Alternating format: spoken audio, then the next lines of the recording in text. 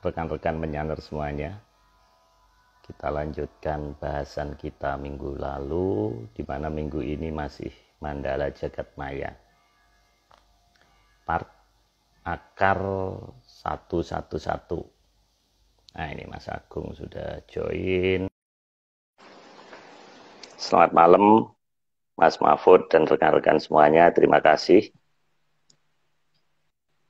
Halo Mas Agung. Halo, selamat malam Pak. Malam Mas, salam menyan Mas. Salam menyan juga. Mas Agung, suara saya gimana Mas? Lumayan jelas sekarang, tapi nggak tahu nanti ya. Biasanya Oke. udah begitu, di awal-awal jelas, di akhir pertengahan ke belakang kadang-kadang ada gangguan atau gimana. Jadi gini Mas, jadi saya nggak ngeluarin wayang apapun di kotak. Nggak ada Jadi kan soalnya?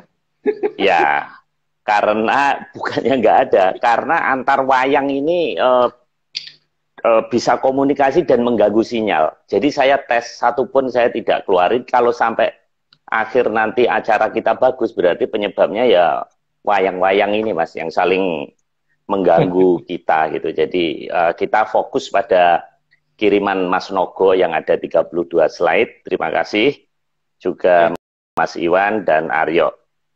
Mas, kita lanjutkan Mas bahasan kita malam ini. Jadi masih Mandala Jagat Maya part akar 111. Nah, ini judulnya lumayan provokatif, banyak yang WA saya nanya Sukuning Kahyangan Babelan. Nah, kalau Babelan ini kita ada dua ini Mas, memori kita teringat ada satu daerah di Bekasi namanya Babelan dan satu lagi Menara Babelan Mas. Nah itu, namun Mas, saya pengen puter satu video pendek saja, kita potong, itu ada di YouTube kira-kira 5 bulan lalu, rekan-rekan bisa apa namanya browsing juga untuk menanggapi ada Mas Keril Faradis dari Surabaya yang dia bilang katanya guntur 1 jam terus-menerus. Nah ini saya mencari ini Mas, jadi saya mau play rekan-rekan semuanya, coba kita lihat seperti apa ini penampakan. Naga makan matahari.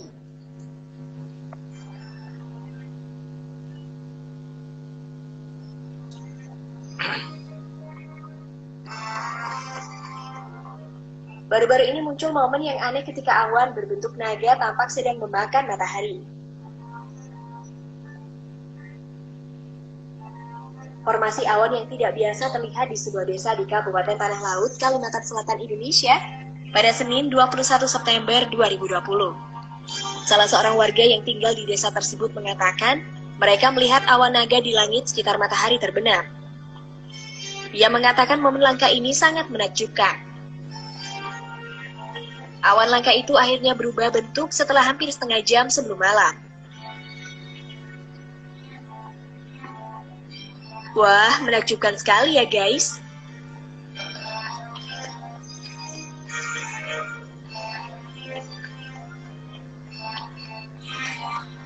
Fenomena awan berbentuk ombak. Oke, saya rasa cukup Mas ya. Jadi untuk mengingatkan saja bahwa sebelum video ini kita sudah 11 bulan yang lalu sudah membahas tentang fenomena naga ini Mas ya. Betul ya Mas Agung? Ya Pak. Oke. Mas Agung mau menanggapi atau kita masuk ke materi Mas? Oh iya, sedikit aja ya bahwa Nogo Tapak Angin kan berarti pertanda dari alam itu sudah jelas ya bahwa itu pasti akan muncul nantinya. Mari kita tunggu saja itu yang pertama itu. Terus yang kedua, ini slide kan sebenarnya banyak Pak, tapi disederhanakan oleh Mas Nogo sehingga tinggal 32. Seharusnya ada 150 slide Pak. Jadi maaf kita sederhanakan tinggal 32. Dan ini juga kita kurangkan dari yang lalu. Yang lalu itu kan masalah Jongkiri Saloko itu sebenarnya ada yang namanya Kedikadewatan itu ada sekitar 1,1 juta kan. Kalau leluhur bilang itu kan Saketi Punjul Sawiji beri 1,1 juta. Di antara itu ada 600.000 kejadian. Kalau 600.000 kejadian itu per kejadian kita bikin mulai dari permulaan, terus kemudian kejadian dan akhir kejadian, jadi tiga berarti untuk total slide-nya 600.000 kali 3 itu 1.800.000 slide. Kalau kita bagi 30, berarti kan untuk per episode 30-an ya Pak ya, kita bagi 30 berarti itu bisa sekitar 60.000 episode. Jadi saya pikir teman-teman pasti pada bosen.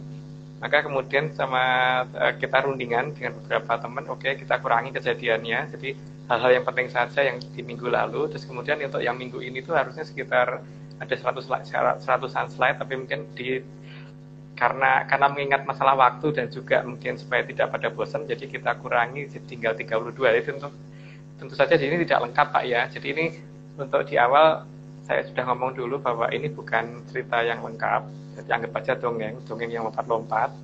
Terus kemudian dari 32 slide ini juga ini masih kulit ya, jadi bukan masalah isi, karena di sini tidak kita tulis bagaimana Joko Montro dan sebagainya, Toto Coro dan sebagainya, kita tulis. Terus masalah ini untuk masalah babelan, yang babelan itu kalau zaman dulu kan digambarkan sebagai tempat untuk pemujaan kepada Sang Hyang Toto Winanci yang akan kita terangkan minggu depan. Cuman masalahnya di sini kita baru mulai dari suku. Sebenarnya suku yang paling dasar itu sebenarnya Jonggiri Saloka itu suku paling dasarnya dari Babelan. Jadi di luar halaman ya. Jadi di halaman yang paling pinggir itu Jonggiri Saloka, terus nanti ada Alang-alang Kumitir, Ondaran Tirbawono, baru masuk ke Babelan intinya itu. Tapi nanti mungkin besok, tapi juga tidak akan kita biar secara lengkap, karena kalau kita bahas secara lengkap nanti kita nggak akan selesai Pak, sampai mungkin berapa tahun ke depan gitu. Iya, betul. Kata Mas Doni ini bisa menyaingi itu Mas, Igaligo itu. Tadi Mas Agung bilang 60.000, ini saya bagi 52 minggu itu 1153 tahun Mas. Jadi kalau saya bagi 70, usia saya misalnya itu perlu 16,5 kali reinkarnasi, itu dengan asumsi mulai lahir ceprot itu sudah bahas Atlantis. Jadi lahir ceprot ya. Itu tapi kalau kita mulai itu baru Jonggiri Saloka. Ya, itu belum yang lain ya. Itu baru permulaan Jonggiri Saloka, belum kejadian berikutnya di Jonggiri Saloka belum. Iya. Nah, kalau saya reinkarnasi 16,5 tahun, kalau saya memulai usia 30 setengahnya ya, 30 terus sampai setengah hidup, berarti kali 2, berarti saya perlu reinkarnasi 32,9 kali Mas. Selama 70 tahun itu baru ya? Iya, 0,9. Jadi sangat tidak mungkin itu. Mungkin saat itu IG Live sudah berubah jadi apa, nggak ngerti itu Mas. Oke Mas. Kita lanjutkan Mas, ini nanti waktu nggak cukup lagi. Jadi rekan-rekan semuanya mohon izin 1 jam ke depan ini kita akan membahas dulu. Mas Nogo ada di chat, apabila ada pertanyaan. Ini gambarnya kelihatan Mas ya? Segini aja Mas ya? Kelihatan ya? Sih. Lumayan, cuman nggak tahu untuk yang lain ya, untuk saya sih kelihatan. Oke, kotaknya ya? Agak samar ya, kurang-kurang dekat agak mundur. Sih, Pak. Itu kan malah agak kurang dekat. Ya, jadi... malah dekat. Oke, Mas. Oke, nah, segini gitu. Saya rasa cukup. Baik, Mas. Kita mulai. Iya, memang tulisannya tidak begitu jelas, Mas. Oke, nggak apa-apa. Nanti kita zoom. Mungkin kalau zoom beberapa gambar mungkin kita tayangkan kembali yang dirasa perlu. Nanti nggak semua gambar. Oke. Baik, yang pertama, slide pertama, di atas kayangan Jonggiri Salaka terdapat kayangan Babelan. Ini tadi Mas ya, yang disinggung tadi ya. Jadi Jonggiri Salaka ini saya pikir paling tinggi Mas. Ternyata ada di atasnya ada Babelan Mas ya. Jonggiri Salaka itu bawah Pak, Babelan paling bawah. Karena Babelan itu berarti yang menentukan waktu Pak. Sebentar, mungkin besok untuk jelasin masalah Babelannya ya. Tapi versi Menyan ya Pak ya, versi Wedasa Songko Menyan ya.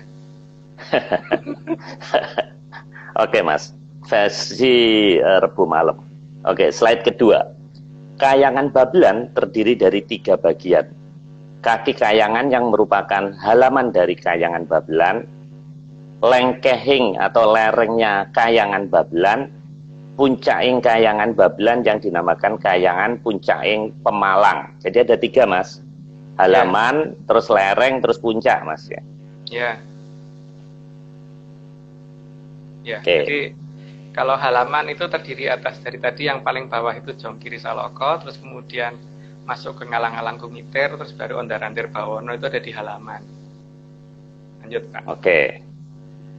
Baik. Kita lanjutkan Mas. Slide ketiga. Halaman dari Kahyangan Babelan terdiri dari 2 bagian. 1. Kahyangan Alang-alang Kumiter di paling pinggir. 2. Kahyangan Ondar-Andir Bawana yang lebih dekat ke lengkehing Kahyangan Babelan. Nah itu tadi Mas ya. Ya, cuman kurang 1. Harusnya Jongkiri Saloko masuk, cuman mungkin saya kemarin lupa ngasih tahu, jadi ya ini lompat 1. Oke. Tapi paling pinggirnya itu harusnya di Jongkiri Saloko, terus baru Alang-alang Kumiter, baru paling atas adalah Alang-alang Kumiter, terus kemudian Ondar-Andir Bawono yang ada di halamannya Babelan. Dan itu kemudian sama nenek moyang kita, supaya kita memorinya kita nggak lupa, maka kemudian dijadikan tradisi berupa tumpengan. Tumpengan itu seperti itu. Jadi selain ada dalam bentuk bangunan yang saat ini ditimbun, juga ada bangunan yang saat ini disembunyikan sehingga tidak bisa dilihat. Tapi yang yang dibikin supaya jadi memori kolektif adalah dalam bentuk sesaji, dalam bentuk tumpengan itu. Maka tumpengan biasanya ada 3 jenis kan Pak, tumpengan nasi putih, nasi kuning, sama tumpeng ketan. Yang tumpeng ketan itu yang tumpeng nasi kuning itu kan dari Jongkiri Saloko sampai ke Ondar-Andir Bawono. Kemudian yang tumpeng nasi ketan itu untuk perlambang keberadaan lengkehing atau lerengnya, lengkeh itu lereng. Terus Puncaking Pemalang itu dilambangkan tentang tumpeng nasi putih. Makanya kan dalam sastra Mandologiri itu ditulisnya kan sang yang tanpa rupa, tanpa ini yang putih warnanya dan sebagainya itu. Kalau saya sebut nanti kan tidak menjadi ajaran sesat. Makanya saya tidak mau mengajarkan apapun. Ini hanya menceritakan apa-apa yang ada di sana ya, yang ada di luar negara kita gitu. Oke. Saya baru tahu Mas kalau buceng atau tumpeng itu ternyata perlambang ya. Oke Mas, kita lanjutkan. Slide keempat. Penggambaran adanya Kahyangan Babelan selalu diletakkan di atas kepala Sang Hyang Batara dan Sang Hyang Batari. Ini menunjukkan bahwa para Sang Hyang Batara dan Sang Hyang Batari tunduk kepada penguasa yang ada di dalam Kahyangan Babelan. Oh, ini Mas ya, bagian penutup kepalanya itu Mas ya, itu perlambang ya. Iya, makanya kan sebenarnya para Mahaprabu zaman dulu kenapa mahkotanya seperti itu? Karena itu menunjukkan bahwa yang nitis ke beliau itu siapa gitu. Misalkan Kresna gitu, mahkotanya adalah mahkota yang melambangkan kayangannya Bathara Wisnu. Berarti yang ada dalam kepalanya beliau atau yang nitis dalam beliau itu adalah Sang Hyang Bathara Wisnu. Kalau kadewatan ke atas, maka kayangan yang ada di atasnya kan Babelan, makanya mahkotanya mahkota Babelan. Gitu Pak. Oke, kita lanjutkan Mas. Ya, termasuk Sang Hyang Jagat Pratingkah atau Sang Hyang Batara Guru juga menggunakan mahkota yang berupa kayangan Babelan. Ini Mas ya, yang muter-muter itu ya. Ya, oke. Seperti ubet-ubet gitu. Ya, oh, iya. Oke Mas, kita lanjutkan. Slide ke-6. Pada Kahyangan Babelan paling bawah, yakni Kahyangan Alang-alang Kumiter, terbagi atas 2 bagian. Bagian paling luar dari Kahyangan Alang-alang Kumiter adalah tempat Sang Hyang Batari Kanestren dan Sang Hyang Batari Ismaya. Bathara Ismaya Pak. Bathara bukan Batari. Batari Kanestren ya. Oh iya. Batara. Oh saya yang ya. Batarinya Kanestren Mas ya? Ya, Kanastren. Kanastren. Oh, Batari Kanastren dan Sang Hyang Batara Ismaya. Betul kok Mas, saya yang salah baca Mas. Betul. Oh iya. Oke. Kita lanjutkan slide ke-7. Agak panjang ini. Perwujudan Sang Hyang Bathari Kanastren adalah perempuan remaja yang sangat cantik. Sang Hyang Bathari Kanastren adalah perempuan pertama yang berwujud sangat sempurna di alam raya. Atas permintaan beliaulah maka Sang Hyang Wening menciptakan Sang Hyang Bathara Ismaya sebagai pasangannya. Ini menunjukkan bahwa keberadaan Sang Hyang Bathari Kanastren lebih dahulu dari Sang Hyang Bathara Ismaya. Ki Lurah Semar adalah wujud lain dari Sang Hyang Bathara Ismaya dalam tugas memonmong manusia. Oh, kalau di sini justru yang perempuan yang duluan, Mas ya? Iya. Jadi kalau di versi Atlantis ya, jadi yang di versi negara itu perempuan itu lebih awal daripada laki-laki. Jadi bukan laki-laki lebih awal, justru perempuan yang kalah dulu itu adalah Betari Umo. Karena Bathara gurunya lebih dulu gitu kan. Bathara Manikmaya-nya lebih dulu gitu. Nah, tapi di atasnya itu perempuan lebih dulu, Pak, kalau di versi mereka. Dan itu kalau saya tanya alasannya apa, maka kalau kita perhatikan bahwa manusia itu urut dari kecil sampai besar, dan pada saat mulai bisa bersuara, maka suara perempuan dulu yang muncul dari suara kita, sampai kemudian ada perubahan antara yang laki-laki berubah suara dan yang perempuan tetap seperti itu gitu. Ini menunjukkan bahwa perempuan lebih awal, kalau mereka katanya begitu. Memang dalam beberapa istilah, Mas, ada Ibu Pertiwi juga. Kalau nama kapal itu mother vessel, itu nggak ada father vessel, Mas ya. Adanya ya. MV, mother vessel, kapal induk, Bukota, kemudian angin ya, yang apa namanya di Amerika itu, Mas, itu selalu namanya pakai Catherine, pakai kayak gitu, bukan laki-laki. Oke, Mas, ke-8. Untuk ikut momong anak cucu di Arcapada, maka Sang Hyang Bathari Kanastren ikut mendampingi Ki Lurah Semar dengan cara masuk ke dalam kuncung Ki Lurah Semar dengan alasan agar anak cucu tidak terlalu silau dan kuat dalam berhadapan dengan Ki Lurah Semar. Karena cahaya yang dimiliki oleh Sang Hyang Bathari Kanastren jauh melebihi terangnya Sang Hyang Jagat Pratingkah. Itu, Mas. Ya, sangat susah dilihat. Makanya kan kalau di tradisi mereka itu menghormat itu kan berarti menutupi mata gitu kan, Pak, karena karena tataran yang dilihat di atasnya ada tataran yang lebih tinggi yang mempunyai kekuatan cahaya yang lebih tinggi, sehingga untuk mengamankan mata supaya mata tidak rusak maka ditutupin mata gitu. Nah, sekarang berkembang menjadi seperti itu untuk di negara kita, tapi di negara mereka tetap seperti itu. Mas Agung, katanya di India tokoh Semar itu tidak ada, Mas ya? Semar Gareng Pedro Bagong itu. Ya kan India aturannya mereka mengikuti ini kan Siwa, Pak. Kalau kita kan mengikuti Bathara Ismaya, bukan Siwa. Gitu. Beda makanya ajarannya, Pak, antara Siwa dan Sang Hyang Bathara Ismaya lain.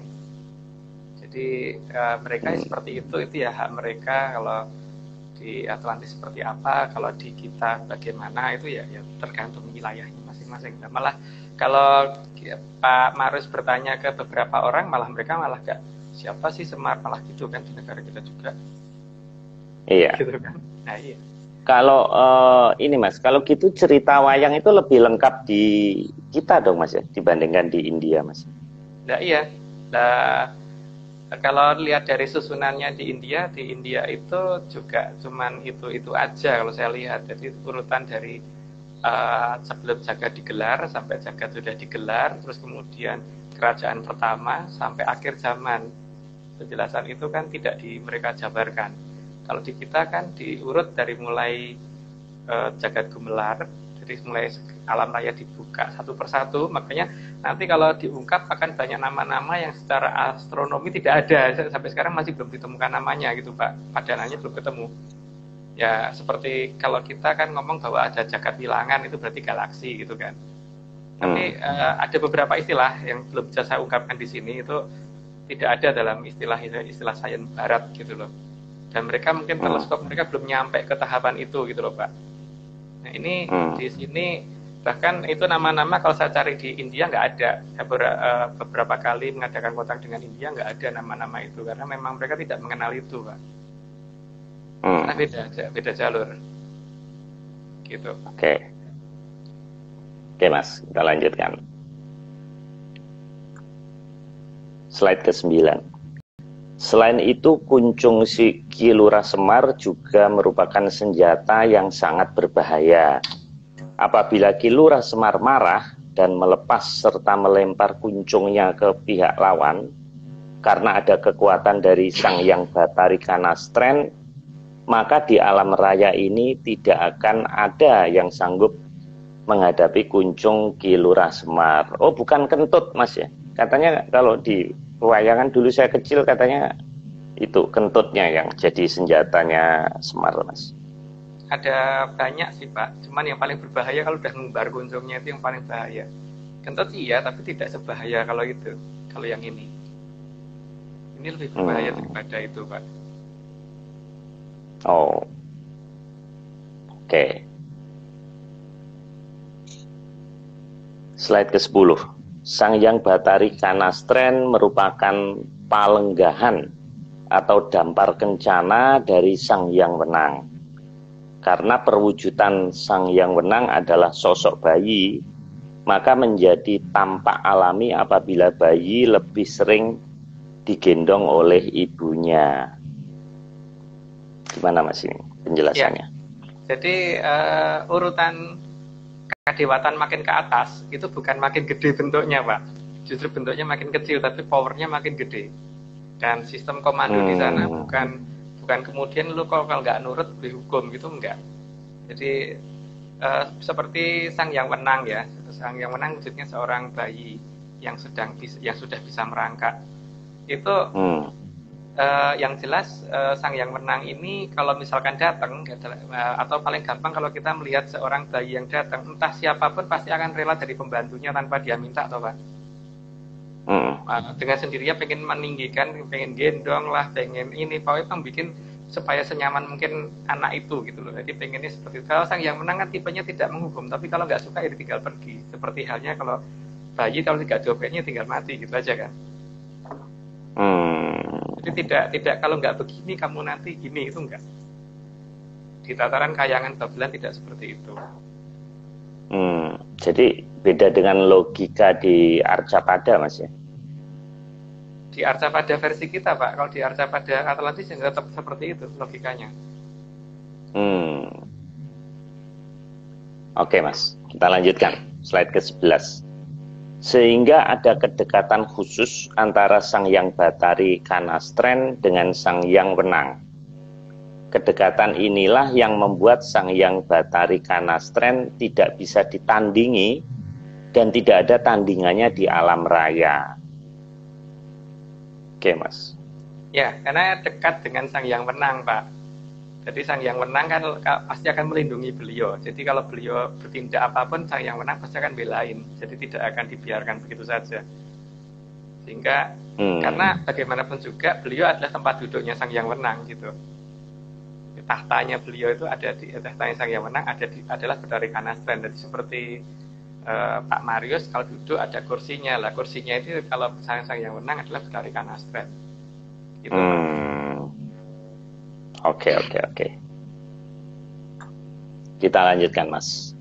Sang Hyang Batari Kanastren mempunyai wewenang mengabulkan ataupun menolak permintaan para anak cucu di Arcapada, bahkan juga menjatuhi hukuman. Nah, ini berarti dudukannya, Mas ya, yang berkuasa, Mas ya. Iya. Yang bisa menghukum. Oke. Ya. Oke, kita lanjutkan. 13. Kayangan alang-alang Kumitir teratas atau dikenal sebagai Puncaking Kahyangan Alang-alang Kumitir merupakan kayangan tempat Sang Hyang Maharani yang berada di atas kayangannya Sang Hyang Batari Kanastren. Oh, tempatnya di alang-alang Kumitir, Mas ya ini. Ya, paling atas, alang-alang Kumitir yang paling atas tempatnya Sang Hyang Maharani. Paling atas. Dan wujudnya juga perempuan lagi, Pak. Tapi mungkin akan dijelaskan di bagian bawah ya, mungkin di slide berikutnya nanti Oh, ya. oke. Ini Mas. Ya. Wujud Sang Hyang Maharani adalah anak kecil perempuan pra-remaja. Oke. Ya, Ini seperti itu. bisa berubah atau selamanya memang perwujudannya anak-anak, Mas? Emang Atau nanti kan makin itu lama makin tua gitu? enggak, karena ada jagat kelanggengan Pak, makanya makin wujudnya ya seperti itu terus gitu. Dan inilah yang namanya Sang Hyang Maharani gitu, yang di atasnya Sang Hyang Bidari Kanastren. Jadi justru di atasnya bukan makin besar, malah makin kecil Pak, secara wujud. Karena sesuai dengan urutan manusia hidup, dari apa sampai jadi apa gitu loh Pak. Oke. Cuman ini gambarnya cuman ini ya Pak ya, apa namanya? Ilustrasi Mas ya? Ilustrasi, karena kan kalau mencari gambar aslinya sangat sulit. Gitu. Oke. Kita lanjutkan slide ke-15. Di sana Sang Hyang Maharani ditemani oleh Sang Hyang Batara Antiga atau Sang Hyang Batara Teja Mantri. Sang Hyang Batara Antiga yang saat turun ke Arcapada bernama Ki Lurah Togok, dan pada masa kerajaan Induk Mojopahit dikenal sebagai Ki Lurah Sabdo Palon. Oh, ya. Begitu ya Mas ya. Ya, cuman pada saat mendampingi di sana, jadi di Kayangan Ngalang-Alang Kumiter paling puncak, itu bukan berwujud seperti itu. Ini kan karena gambarnya seadanya aja Pak ya. Wujudnya adalah wujud satrio yang sangat ganteng banget gitu. Tapi wujudnya wujud anak seusia Sang Hyang Bidari Maharani gitu. Jadi bukan berwujud seperti orang yang makin gede, enggak. Jadi kan memang dulu waktu Sang Hyang Wening menciptakan telur, waktu diremet pecah jadi 3 macam, yang cangkang atau kulit telurnya berubah jadi Bathara Teja Mantri, itu wujudnya kan anak kecil. Terus kemudian Sang Hyang Bathara Ismaya dari putih telurnya itu anak remaja. Terus kemudian yang orang dewasa kan yang kuning telurnya itu jadi Manik Moyo. Nah, Manik Moyo dengan menikah dengan Bidari Umo. Terus kemudian Sang Hyang Bidari Kanestren menikah dengan Sang Hyang Bathara Ismaya. Nah, yang ini tidak menikah Pak, karena masih usia segitu kan memang belum ada orang menikah toh Pak. Itu gambaran seperti itu kan teman bermain kan Pak. Gitu. Jadi hanya menemani di sana di Kayangan Puncak Ngalang-Alang Kumiter. Gitu Pak. Oke. Kita lanjutkan Mas. Slide ke-16. Sang Hyang Maharani juga merupakan wahyu besar yang akan turun saat peralihan dari zaman Kala Bendu ke Kala Suba. Wahyu besar itu disebut dengan nama Wahyu Ero Cokro. Ero berarti emas, Cokro perubahan, Ero Cokro berarti perubahan ke zaman keemasan. Nah ini Mas, yang relevan akan kita hadapi Mas ya, zaman ini Mas ya. Ya, makanya Ero Pak ya bacanya ya. Karena Ero itu artinya masih banyak orang yang salah menerjemahkan menjadi Heru Cokro kan. Artinya bukan Heru, cuman di Jawa kuno itu penulis huruf hidup kan selalu dibacanya A. Seperti ngaturaken gitu kan bacanya H ngaturaken gitu kan. Jadi hari bacanya hari gitu kan. Karena itulah kebiasaan orang di daerah Jawa. Terus kemudian kalau kita biasanya ada imbuhan di depan gitu loh, seperti Bandung jadi Bandung gitu kan Pak. Ini namanya Ero Cokro, Wahyu Ero Cokro, bukan Heru Cokro. Itu wahyu yang nanti akan membawa perubahan ke zaman keemasan. Keemasan. Ya harusnya nggak lama, karena kalau melihat pertandanya sudah sangat dekat kalau beliau akan turun. Gitu. Jadi wujudnya justru bukan malah orang dewasa, tapi malah anak-anak. Tapi kalau kita lihat tanda-tanda ekonomi kita, kelihatannya kita banyak utang, kemudian penduduk makin banyak, kemudian kesulitan ekonomi itu gimana Mas? Yakin Mas Agung zaman itu bisa tercapai? Yakin. Jangan keemasan. Karena masih banyak yang disembunyikan oleh leluhur kita dan tidak akan mudah dibuka begitu saja gitu Pak. Karena posisi saat ini bagi saya ya, rekonstruksi sejarah kita saja itu masih tidak tepat kalau menurut saya ya, karena orang ngomong Mojopahit di mana, kalau saya kan ngomong ada dekat Cibubur, timur Cibubur, bukan tidak di Jawa Timur. Itu salah satu contohnya ya. Itu semua sudah meninggali suatu apa yang akan bisa kita pakai di masa depan gitu. Bahkan beberapa hal yang ditinggal di Dwi Pratolo yang waktu itu kita ceritakan gitu, itu juga akan digunakan nantinya gitu. Tapi ketika kita masih seperti ini ya, itu tidak akan ditunjukkan.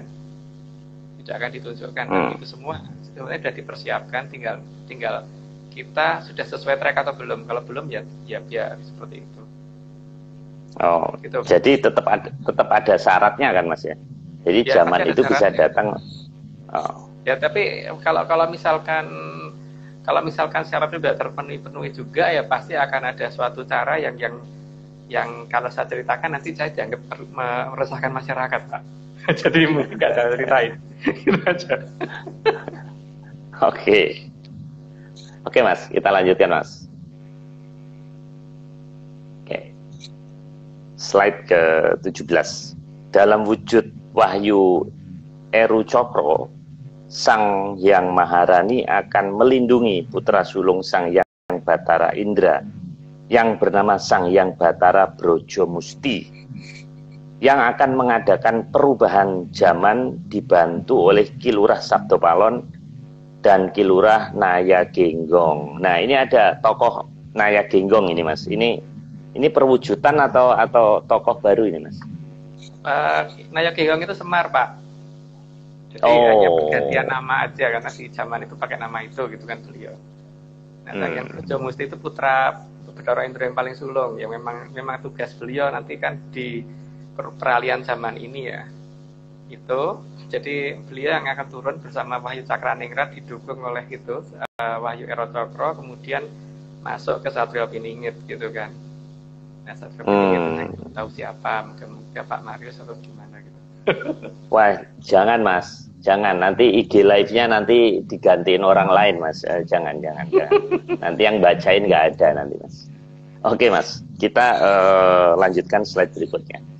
Di atas kayangan alang-alang kumiter terdapat kayangan ondar-andir bawana. Ini Mas ya, yang tadi Mas ya. Oke. Ya, kayangan ondar-andir bawana itu kayangan tempat orang yang dapat dikatakan tidak bisa salah udah. Di situ tempat Sang Hyang yang tidak bisa salah. Biasanya seperti itu sih, biasanya loh. Iya. Oh iya benar di slide berikutnya ini. Kayangan ondar-andir bawana ke atas merupakan kayangan bagi yang tidak pernah salah dan selalu benar. Oh. Nah, ini manusia bisa nyampe sana nggak Mas nanti? Tidak semua orang sanggup Pak, karena kuatnya cahaya yang ada di sana itu membuat orang jadi makin silau dan tidak bisa melihat apa-apa gitu loh. Makin ke sana makin tinggi kan, makin kuat sekali. Kalau dikatakan ada yang bisa ada, karena Raden Bambang Wisanggeni kan ada di Ondar-andir Bawana. Cuman ya tapi tidak semua bisa nyampe sana memang. Nah, dikatakan tidak pernah salah gini toh Pak, karena kan itu berarti perwujudan mulai dari Sang Hyang Sabdojati ke atas itu mulai dari wujud anak balita yang mulai bisa bicara sampai ke wujud bayi yang Sang Hyang Wenang tadi kan. Nah, ini kan kalau anak balita itu melakukan apapun tetap aja yang salahin orang tuanya. Ya kan Pak? Bukan dia yang salah. Iya. Karena itu sudah kodrat dari urutan di Babelan seperti itu gitu. Ya, seperti ada anak balita kemudian lempar batu ke Pak Marius gitu. Pak Marius pasti nuntutnya ke orang tuanya bukan ke anak itu kan. Karena itu mana nggak bisa salah. Untuk di usia segitu nggak bisa salah di perwujudan itu ya, karena kan semua orang itu pernah mengalami perwujudan dari kadewatan yang melekat ke kita di masa lalu sampai ke masa sekarang. Seharusnya kan orang itu berpikir bahwa zaman aku kecil gitu, zaman biyen, ketika aku masih muda, kita yang ada zaman dulu itu kan ketika kita tua harusnya kan. Kebalik Pak. Sebenarnya di masa itu adalah masa-masa di mana kita masih menggunakan wujud dari kadewatan gitu kan. Lanjut dulu aja Pak. Okay. Karena nanti malah slide-nya ke kado duluin nanti. Oke Mas, itu di chat ada Mas Noviana Ardi Nugroho. Ini gambarnya seperti kayak mata satu ini. Ya nggak apa-apa, karena dapatnya mungkin gambar itu Pak. Kalau saya jelasin lebih lanjut nanti ribut, jadi mending dilampatin aja Pak. Oke ya, ini mirip kayak enggak, saya nggak mau nerusin nanti salah lagi, nggak mau, karena saya kalau naik haji seperti ada gambar kayak situ satu gitu. Oke Mas, slide ke-20 Mas. Kayangan ondar-andir bawana terdiri atas dua bagian. Bagian tengah ke bawah adalah tempat sang yang dapat menjatuhkan hukuman. Dan bagian tengah ke atas adalah tempat sang yang tidak pernah atau tidak mau menjatuhkan hukuman. Oh, ini pembagian tugas Mas ya di sini ya? Iya Pak. Ya, karena memang ini toh Pak. Bapak bisa lihat deh, yang namanya anak kecil itu ketika wujud bayi itu kan berarti mana ada bayi kok menghukum orang, nggak ada kan? Bayi marah tuh nggak ada, marahnya bayi juga akan sampai kemudian menghukum. Tapi kalau anak balita itu bisa menghukum kan Pak? Minimal dia bisa ngelempar batu gitu loh. Karena kodratnya alam seperti itu gitu, bahwa dari ondar-andir bawono tengah ke atas itu tidak akan pernah mau menghukum, karena memang tidak mau di situ. Tapi untuk yang di bawah itu masih mau menghukum gitu loh, masih bisa menghukum. Ya. Ini saya mau ucapin selamat malam dulu Mas ke Bu Nur Sudiati, Ibu Doktor, dan juga kandidat dokter Mas Mahfud. Jadi malam ini Mas Agung didengerin dua dokter nih Mas. Oke, saya teruskan Mas. Slide ke 21. Kayangan ondar-andir bawana terbawah adalah tempat Sang Yang Sabda Jati. Sang Yang Sabda Jati berwujud anak balita yang mulai bicara dengan sangat jelas. Nah ini kayak tadi Mas ya, ini malah balita Mas, ini bukan ABG lagi Mas. Iya, makin turun kan bentuknya, makin kecil.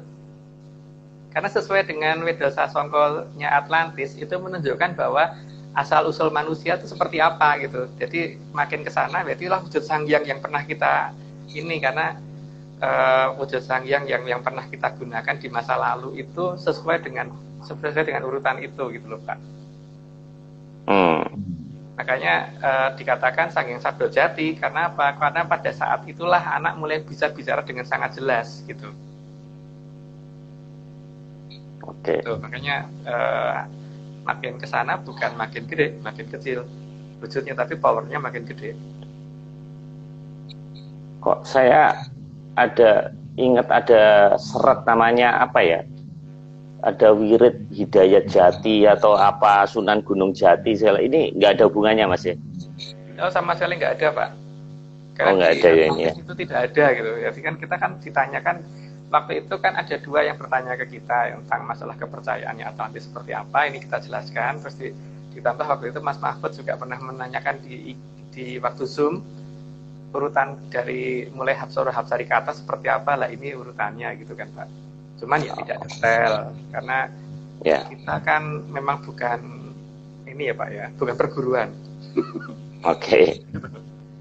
Jadi ini bisa didiskusikan tapi jangan diperdebatkan Mas ya. Oke, kita lanjutkan Mas, slide ke-22. Sabda yang sejati adalah bentuk dari ketempatan Sang Yang Sabda Jati. Semua yang ada di kayangan, mulai dari para kumara luhur, hapsara-hapsari, dorandara-dorandari, widadara-widadari, dewa-dewi, batara-batari, semua ketempatan Sabda Jati. Sehingga perkataan para beliau itu bisa sangat berarti dan bisa sangat berbahaya apabila diujarkan sambil marah. Oh, jadi Sabda Jati ini bentuknya ucapan gitu Mas, atau kutukan atau apa Mas sebenarnya? Bukan kutukan, anak balita yang baru bisa bicara lengkap itu, tapi masuk ke semua para dewa dan semua raja yang ketitisan wahyu ya. Kalau raja nggak ketempatan wahyu ya enggak. Jadi kalau bahaya itu kalau ngomong misalkan ngumpat orang jadi apa jadi beneran kalau ketempatan Sang Hyang Sabdojati. Jadi di sini sudah tidak pakai nama Bathara atau Betari, tinggal pakai nama Sang Hyang ya Pak. Iya. Tingkatannya lebih tinggi lagi ini ya. Nah, manusia bisa ketempatan Sabdajati ini, Mas? Oh, banyak yang pernah ketempatan kayak Sri Aji Joyoboyo itu Sang Mahaprabu Kameswara kedua itu kan ketempatan banget, Pak. Maka bicaranya jadi kan urutan ramalan beliau, jangkau yang beliau ucapkan ya terjadi betul. Gitu banyak raja-raja kerajaan Mataram dan sebagainya ada seperti Panembahan Senopati sampai ke bawah-bawah itu iya, tapi kalau ketempatan Wahyu Cakraningrat Pak ya, kalau enggak ya enggak. Karena kalau ketempatan Wahyu Cakraningrat pasti Sang Hyang Sabdojati ngikutin Pak. Mas, saya pernah baca jadi kisah Raja Mataram yang waktu itu pergolakan Mataram terus melarikan diri, kemudian di babat tanah Jawa nih Mas ya, terus dia dibegal, kemudian dia marah gitu, sang raja ini marah terus bilang kamu lumpuh. Nah itu si penjahatnya ini bisa langsung lumpuh seketika gitu Mas, padahal nggak diapa-apain, cuman disabda gitu aja Mas. Nah apakah bentuk seperti ini juga ketempatan Mas? Iya, jadi kalau bisa mengucapkan seperti itu ya ketempatan sabda yang Sang Hyang Sabdojati Pak. Makanya hati-hati. Makanya zaman dulu yang namanya raja benar-benar dihormatin sama rakyatnya dan dibikin supaya jangan sampai beliau marah gitu. Karena kalau marah bahaya sekali. Tidak perlu sampai bertindak, baru bicaranya aja udah bahaya. Gitu. Tapi ya itu, seorang raja itu adalah seseorang yang prihatinnya paling besar dibandingkan rakyatnya, bukan kemudian paling kaya. Bukan lebih itu enak ya. Oh iya. Tapi kok banyak orang pengen jadi raja, Mas? Itu padahal kan menderita, Mas. Harus prihatin tadi harus. Karena beda zaman, Pak. Beda ajaran, beda zaman. Kemudian kan masalah seperti bagaimana ketepatan Sang Hyang Sabdojati itu tidak ada, ajaran itu hilang. Yang pertama itu. Terus yang kedua, misalkan orang punya Aji Condobirowo, Pak. Untuk ketepatan Condobirowo itu kan itu sangat berat sekali. Karena apa? Kalau kita makan kenyang, maka si Condobirowonya kelaparan, sehingga dia milih pergi. Kalau kitanya kelaparan, dia kenyang. Kalau kita ngantuk, kita bangun dan ngantuk, dia enak bisa tidur Condobirowonya. Tapi kalau kita tidur Condobirowonya bangun dan dia ngantuk, maka dia mesti malah milih pergi dan sebagainya. Nah ini harus makanya seperti Sri Aji Jayabaya waktu itu kan beliau cuma makan kunyit, jadi kunyit diparut.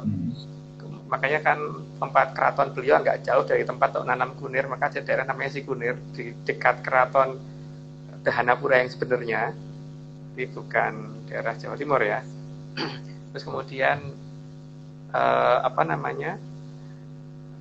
makanya sama makan kunir, terus minum temulawak yang pahit, bukan temulawak yang sudah dicampur gula dan sebagainya, enggak Pak. Jadi serba nggak enak sama sekali hidup beliau itu untuk nebus supaya rakyatnya semuanya mulia Pak. Jadi bukan kemudian karena dia jadi raja maka dia harus paling enak, tidak, salah besar itu. Kalau zaman dulu nggak begitu ya. Atlantis juga masih menggunakan seperti itu. Beda dengan negara kita lain kok Pak. Oh, jadi di sini ada generasi yang tidak nyambung gitu loh, dulu sama sekarang. Kalau di negara kita loh. Iya. Itu tadi Mas Agung nyebut Cikunir. Itu apa? Ada tol Cikunir itu beda Mas ya? Nggak di situ. Ya, memang dekat situ. Nah itu. Mas Yudo itu. Bikin buburnya kan, makanya di daerah dinamakan Si Bubur Pak. Pakai kerajaan itu juga jauh dari situ gitu kan. Gitu loh Pak. Makanya Dahanapura harusnya tidak jauh dari Cibubur, nggak jauh dari Cikunir gitu kan harusnya. Demikian juga Majapahit nggak akan jauh dari Berantas yang asli, berarti nggak akan jauh dari Cibubur juga. Ini Berantas ini topik provokatif sekali itu. kalau tesisnya Mas Agung itu nantinya ditulis jadi ini Mas S3 itu Jawa dan Sunda nggak jadi perang loh Mas itu, karena ternyata Majapahit ternyata ya di Sunda juga gitu. Mungkin yang Mas Agung nanti dimusin orang Jawa Timur nanti. Nah, sekarang gini Pak, ada salah satu raja dari kerajaan Mojopahit itu kan ada namanya Sang Prabu Hayam Wuruk. Orang Jawa itu nyebut ayam loh Pak, ayam bukan hayam. Hayam itu sebutan orang Jawa Barat kan Pak? Iya. Itu satu ciri khas loh itu yang sudah gampang dilihat bahwa Hayam Wuruk itu tidak mungkin di Jawa Timur gitu kan. Iya. Gitu kan. Terus raja dikatakan titisannya para dewa. Dewa itu dalam bahasa Sanskerta maupun Kawi itu disebut sebagai Sang Hyang. Jika kalau tempatnya kerajaan itu ada tempatnya para dewa, maka dikatakan tempatnya para hyang. Kenapa nama Parahyangan bukan di timur tapi justru di Jawa Barat Pak? Gitu. Banyak sih alasannya, cuman mungkin kalau diungkap perlu satu persatu nanti pada bosan dengerinnya Pak. Jadi mungkin nggak usah lanjut dulu setelah itu. Oke, kita lanjutkan nih. Kalau sudah mulai berantas Majapahit, udah rame deh udah.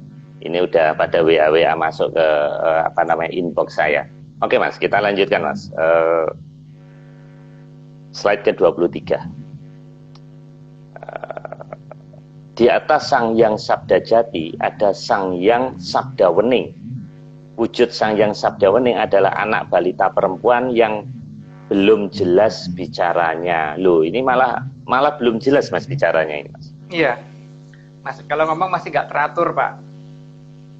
Itu yang wujud seperti itu. Itu makanya kan wujud orang yang nggak bisa salah toh Pak. Wujud makhluk yang tidak bisa salah gitu. Dan tipe-tipe seperti itu adalah tipe di mana orang dewasa cenderung rela jadi pembantunya apapun yang dia lakukan gitu loh. Gak ada orang yang kemudian orang yang nggak normal lah kalau kemudian lihat anak seperti itu pengen mukul, pengen menghukum, pengen apa nggak mungkin. Yang ada dia pengen gendong, pengen meninggikan dia, pengen bikin dia nyaman, walaupun kitanya yang susah gitu kan. Karena itu perwujudan dari beliau, perwujudan dari Sang Hyang Sabda Wening yang di atasnya Sang Hyang Sabda Jati. Dan ya seperti itu, ya, dengan tanpa beliau perintahkan, dengan sendirinya orang tunduk, gitu kan Pak? Iya. Mas, ini kalau ngomong Majapahit ini terus langsung chat itu bisa ramai sekali Mas itu. Nah itu kembali lagi Mas, ini ada yang penasaran. Itu kalau memang di sekitar sini berarti apakah di bawah tanah di underground ini ada peninggalan, ada sesuatu peninggalan Mas kalau diekskavasi di sekitar Jakarta gitu? Ada banget. Jadi yang pertama bangunannya bukan batu bata merah Pak ya, tapi batu marmer merah ya. Pertama itu. Jadi gunakan peralatan geolistrik untuk mencari daerah marmer yang resistivity-nya ada di posisi marmer gitu ya. Nah, itu satu. Terus yang kedua, amatin beberapa pegunungan yang ini Pak, yang gunungnya gundul tapi nggak pernah longsor. Karena itu sudah hukum alam kan, harusnya gunung itu kan kalau gundul kena hujan aja longsor kan. Ini yang nggak pernah longsor karena berarti gunung itu sudah dipasangin peralatan atau sistem yang membuat tidak bisa longsor gitu loh. Ini kan kalau saya buka terlalu jauh nanti mengganggu proses penelitian kita di lapangan Pak, karena saat ini kita baru sedang proses untuk mencoba mengungkap beberapa hal di lapangan, tapi memang tidak kita expose. Karena nggak ada gunanya diekspos sih Pak, kalau ternyata kalau diekspos juga yang ada malah kita nanti nggak bisa ke lapangan karena daerah itu seperti kasus di beberapa tempat yang akhirnya yang ada cuman ya akhirnya terlalu banyak orang yang ke lapangan ke tempat tersebut sehingga akhirnya kita malah tidak bisa mengadakan penelitian secara detail gitu loh. Apalagi ditambah dengan Daru Beksi yang sudah mulai naik dari Panco Pratolo menuju ke Eko Pratolo, itu bisa membahayakan banyak orang kalau tidak ngerti aturan bagaimana mengendalikan Daru Beksi. Gitu Pak. Makanya untuk penggalian dan sebagainya kita tidak ngajak orang, karena di sini bisa bahaya sekali. Kalau orang merasa ngerti mungkin bertindak sendiri, ya itu tanggungannya sendiri. Makanya kita, supaya tidak jadi tanggungan kita, ya berarti kita tidak ikut dalam kegiatan yang dilakukan orang lain, dan kita melakukan kegiatan itu sendiri dan tidak mau ada kerjasama dengan siapapun gitu. Gitu Pak. Iya. Baik. Mas tadi bilang gundul dan tidak longsor, saya nggak usah jauh-jauh Mas, itu kepala saya itu sebenarnya ada di depan mataku. Itu juga gundul dan tidak longsor Mas. Itu. Nah, tapi kan nggak pernah ini... hujan. Oh ya, enggak, karena pakai helm Mas kalau naik motor. ini out of topic ya, jadi untuk selingan aja biar karena menyesuaikan dengan minat rekan-rekan yang 115 ini Mas, cukup banyak ini malam ini. Oke. Kita lanjutkan Mas, tinggal 10 menit ini, slide ke-24. Jadi Sang Hyang Sabda Jati dan Sang Hyang Sabda Wening juga bisa marah dan menghukum. Akan tetapi beliau berdua lebih sering menurunkan anugerah daripada menghukum. Beliau berdua sangat jarang turun ke Arcapada, karena yang di Arcapada akan sangat silau dengan cahaya yang beliau bawa. Oh, gitu Mas ya. Iya. Ya seperti yang masih memakai perwujudan beliau itu, Pak. Yang ada kita pengennya gendong aja toh, Pak. Pengennya meluk, nyium, gendong gitu loh. Iya. Dan anak seusia itu daripada lempar batu ke kita, lebih seneng kan lebih sering membuat kita tertawa kan. Lebih sering membuat kita tuh malah pengen meluk, nyium dan gendong gitu kan, bukan malah membuat kita takut atau apa gitu. Jadi sifat di Babelan seperti itu ya Pak. Jadi bukan yang sifatnya nggak sesuai sedikit dihukum gitu. Iya. Oke Mas, kita lanjutkan terus dulu Mas, karena baru 25 ini. Kalau hukum menghukum itu sebetulnya kita udah dapat hukuman cash flow ini Mas di masa pandemi ini Mas. Gak usah dihukum, udah pontang-panting ini Mas kita. Oke, slide ke-25. Di atas Sang Hyang Sabda Wening terdapat Sang Hyang Wening dengan wujud anak balita yang baru bisa berjalan. Oh, Sabda Wening dengan Sang Hyang Wening ini beda Mas ya? Beda nama sabdanya ya? Iya. Oh, gambarnya itu Pak, nggak keliru tuh gambarnya. Ini Mas, berikutnya ini Mas. Ya, sebenarnya anak yang pasti tetahan itu loh Pak, yang cocoknya untuk perwujudan dari Sang Hyang Wening itu. Ya, memang posisi anak seperti itu kan memang ini kan sudah bisa, masih bisa pada posisi itulah yang hukuman bisa diturunkan kan. Anak seperti itu sudah bisa mukul, bisa ngelempar dan sebagainya gitu kan. Dia sudah punya dekarep gitu kalau kata orang Jawa. Iya. Oke Mas, kita lanjutkan Mas. Slide ke-26. Sang Hyang Wening inilah yang sering memberi anugerah melalui para Sang Hyang yang ada di Kadewatan untuk yang berada di Arcapada. Juga sering memberikan hukuman terhadap para Batara-Batari yang menyalahgunakan wewenangnya, termasuk Sang Hyang Batara Guru dan Sang Hyang Batari Uma yang pernah menerima kemarahan dan hukuman dari Sang Hyang Wening, Mas ya. Ya. Oke. Oke Mas, cukup kita lanjutkan Mas. Jelas. Jelas ininya Mas, cuman meresapinya belum mungkin, baru jelas hafalan, jadi tingkatannya hafalan dulu aja. Memang Pak Maris punya sapi kok mau diperes. Iya meresapi. Iya Mas. Jadi kita hafalan aja. Kalau saya belum menghayati lah gitu. Masih hafalan Mas. Oke, kita lanjutkan slide 27. Di atas Sang Hyang Wening ada Sang Hyang Jati Wening yang berwujud anak balita yang mulai latihan berjalan. Beliaulah yang tepat berada di tengah kahyangan ondar-andir bawana dan merupakan wujud dari Sang Hyang tertinggi yang tidak bisa salah tapi bisa marah dan bisa menghukum. Nah ini Mas, di cerita wayang itu sebetulnya ada nggak sih Mas kayak begini Mas? Ada Pak. Oh, nah bentuk wayangnya juga ada Mas yang anak-anak ini. Ada. Saya belum menemukan sih Mas. Harusnya ada Pak. Makanya kan kadang-kadang di lambangkan Dewa Ruci itu malah bukan wujud orang dewasa kan, wujud anak kecil kan. Ada, tapi masalahnya kan pewayangan kita ini kok dibatasin banget, cuman hanya di Mahabharata sama Ramayana itu yang bikin saya bingung sebenarnya. Karena kalau kita ngurut dari serat yang di Jawa kuno itu harusnya mulai dari Jagat Gumelar sampai akhir zaman, harusnya penjelasannya seperti itu.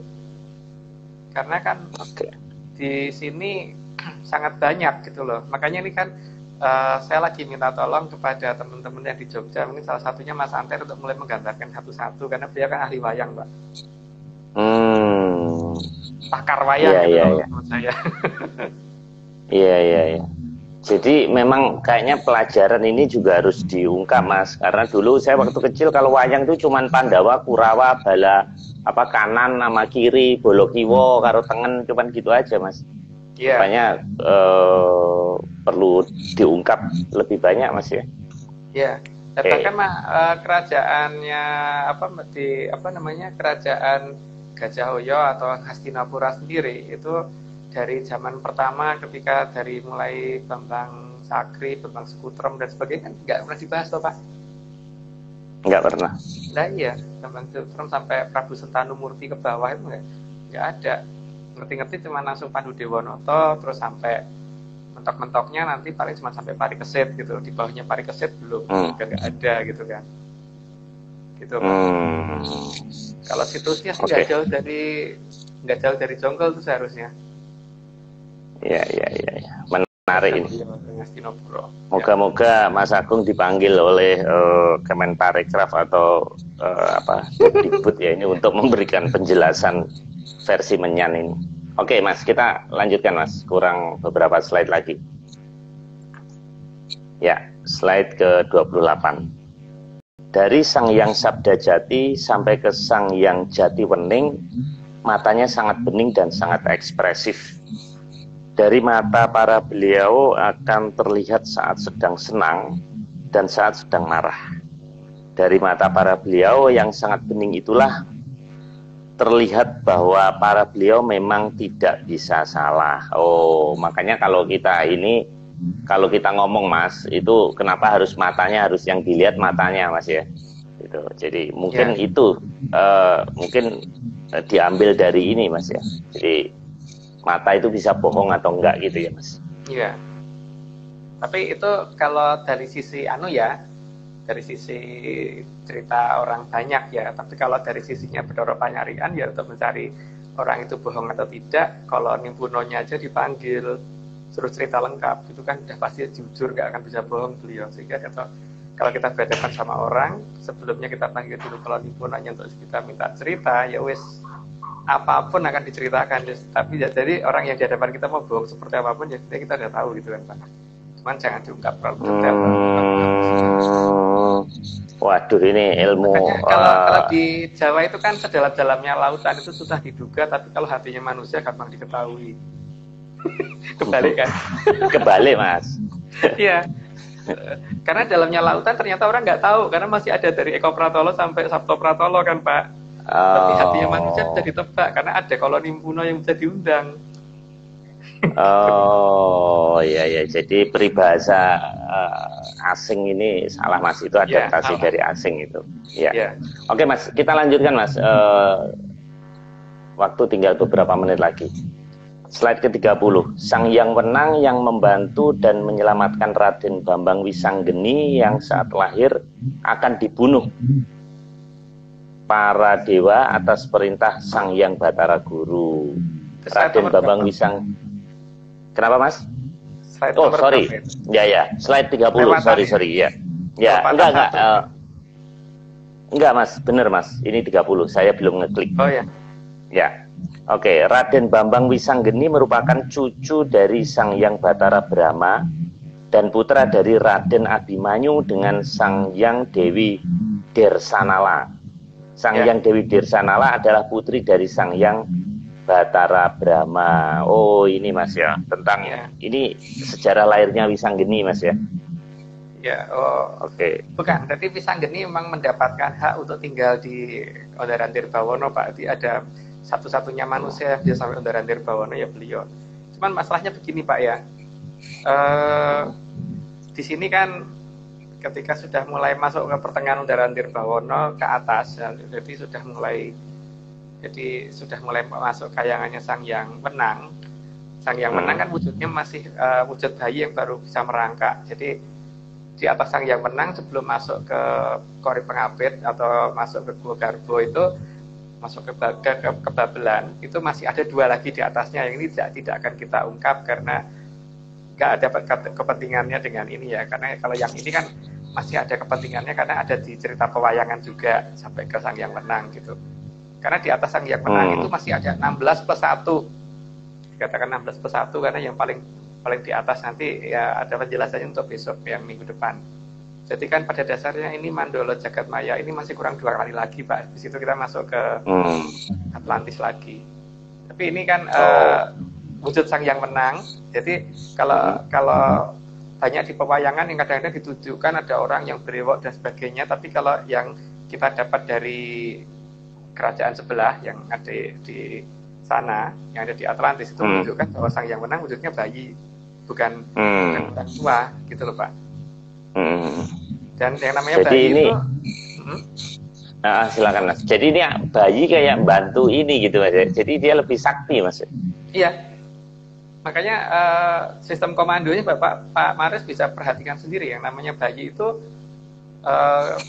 tidak perlu harus ngomong aku minta ini, tapi orang yang di dekatnya harus sudah tahu bahwa oh dia butuh dot, oh dia butuh ini, oh dia butuh ini. Kalau enggak yang goblok yang di dekatnya, bukan bayinya gitu loh Pak. Jadi sistem komandonya tidak kemudian kalau nggak nurut tak gebukin gitu, enggak. Dan ya, bayi nggak pernah salah Mas ya?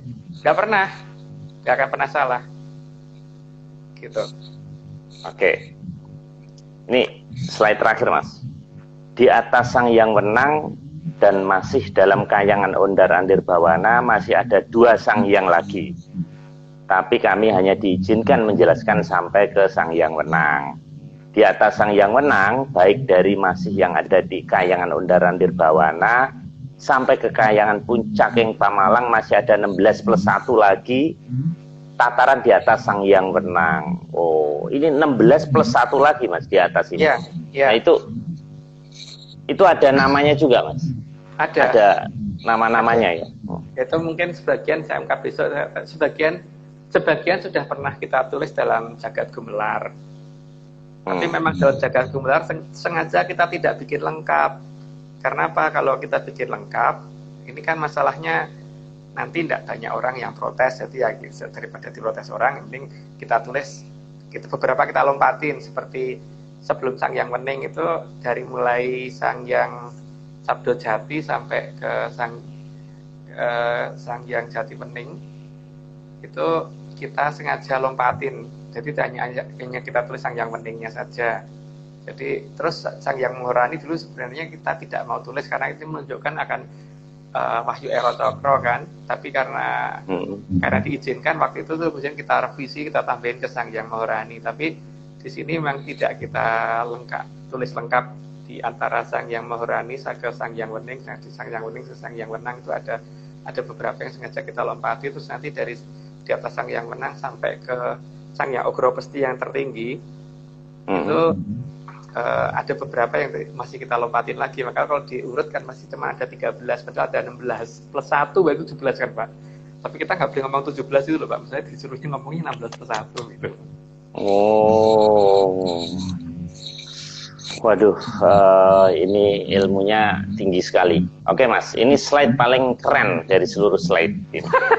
Nah, ini keren banget. Jadi Suradiraja Ningrat Suh Kabrasto dan Pangastuti Jaya Wijayanti, ini keren banget. Saya paling suka ini Mas. Soalnya ini salam apa namanya, di pandemi ini banyak orang yang ngucap salam dan ini keren banget nih. Yang Petro Gareng nih, Petgar ini. Oke Mas Agung, kita sudah selesai. Mas Nogo, terima kasih. Jadi minggu depan kita masih Mandala Jagadmaya. Yang kalau minggu depan masalah yang menentukan waktu, maka kita akan memberi judul Sang Hyang Tata Winanti yang nanti akan menunjukkan bahwa waktu itu tidak harmonis, atau artinya waktu itu tidak sama di semua tempat. Jadi waktu itu tidak sinkron di semua tempat, sehingga kalau orang yang mengerti, maka dia akan bisa berumur panjang dan berumur pendek yang tidak mengerti gitu. Maka kenapa di Atlantis itu putri di sana itu bisa berumur sangat panjang, karena ada kedekatan dengan sana dan ngerti rahasia di situ gitu Pak. Tapi ya kita hanya ngomong kulitan ya, tidak ngomong secara detail ya. Jadi kita ngomong dan sebagainya tidak kita akan kita ungkap, karena ini memang bukan perguruan gitu loh pada dasarnya. Mas, sebenarnya ini cerita wayang dengan lahirnya Albert Einstein ini duluan mana Mas? Ya cerita wayang kok Pak. Cerita wayang itu ceritanya dari sebelum jagat gumelar ya. Sebelum jagat gumelar itu berarti bumi pun belum ada, itu sudah ada ceritanya kan Pak. Ini teori relativitas. Ini saya googling Mas. Jadi Einstein ini lahir 14 Maret 1879. Meninggalnya 18 April 1955. Nah, padahal cerita wayang ini kan jauh lebih lama Mas, sebelum teori ini dicetuskan Mas. Kan problemnya karena kita meninggalkan itu toh Pak. Kita meninggalkan itu, terus di bab-bab yang terpenting diganti menjadi ajaran supaya jadi orang baik tapi nggak jadi sakti kan Pak. Tapi kan itu hak ya, bahwa orang pengen cuman itu ya nggak apa-apa gitu. Nah, kebetulan kan karena kita diajak untuk menceritakan tentang Atlantis menjelang masa pembukaan Atlantis ini, maka paling tidak itu kita ungkap sedikit-sedikit. Jadi ini kalau dikatakan ya mungkin sepersejuta aja belum nyampe Pak. Seperti saya ceritakan tadi, baru Jonggiri Saloka saja itu kalau kita mau bikin bener-bener episodenya ada sekitar 60.000 episode kan Pak. Itu baru permulaan, belum kejadian. Setelah itu apa-apa baru Jonggiri Saloka aja udah banyak banget gitu loh. Jadi kita tidak membuka secara lengkap banget, karena kalau membuka secara lengkap banget ya bubar. Nanti ya ceritanya nggak terlalu terlalu mungkin banyak yang akan bosan gitu loh pada akhirnya. Dan problem yang paling utama memang ini bukan perguruan. Jadi kita juga bukan tempat untuk ngajarin. Jadi dari awal saya selalu ngomong bahwa anggap aja saya dongeng. Dongeng itu boleh didengerin, boleh tidak. Tidak dipercaya juga tidak apa-apa. Jadi tapi kalau saya disuruh percaya sama mereka, saya juga nggak mau percaya gitu kan. Saya percaya dengan apa yang saya tahu gitu. Tapi saya nggak mau dikatakan ini gitu. Iya. Waduh, luar biasa nih Mas. Jadi kita malam ini mengukir sejarah dunia Mas, karena di India ceritanya nggak ada. Jadi Mas Agung ini event-event berikutnya, dan Mas Nogo ini mungkin suatu saat. Nah ini Mas Wisanggeni Cafe tadi, Babang Wisanggeni. Nah ini Mas Hari Jaran ini join juga.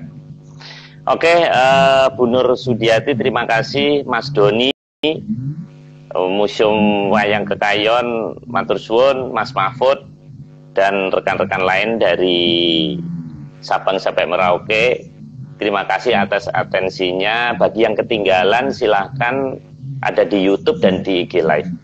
Di YouTube namanya Atlantis The Great. Sebentar Pak Maris kalau ngomong cuma dari Sabang sampai Merauke, tapi emang yang dengerin cuma dari Sabang sampai Merauke. Enggak kan Pak, ada yang di Hong Kong loh. Oh iya. Ada Mbak Mentari Ufuk Timur dari Hong Kong ya. Lebih mungkin ini dari alam Panca Pratala ini mungkin ada yang dengerin. Nah Mas Agung, malam ini suara saya gimana Mas? Jelas dari awal sampai akhir, tidak putus kalau jelas, di tempat saya ya. Jelas terus. Gimana Pak itu kok bisa begitu? Oke. Karena wayangnya saya masukin kotak sama sekali nggak keluar Mas. Jadi saya curiga ini adalah akibat interferensi. Jadi wayang itu emang nggak boleh buat guyon Mas. Jadi saya pikir itu wayang ada isinya juga. Jadi kalau kita ngomong dia juga pengen ikut ngomong gitu. Jadi saya masukin kotak aja biar sinyal kita bagus gitu. Ya nggak tahu benar atau salah, kenyataannya kan ya kita kan nggak tahu Mas, kok akhir-akhir ini begitu saya ngeluarin wayang kok selalu suara jelek gitu. Ya moga-moga aja itu benar. Oke Mas Agung, ini sudah lewat 9 menit, nanti saya didenda sama yang bikin Instagram. Terima kasih Mas Nogo, matur suwun, selamat malam dan salam menyan. Setelah menyan.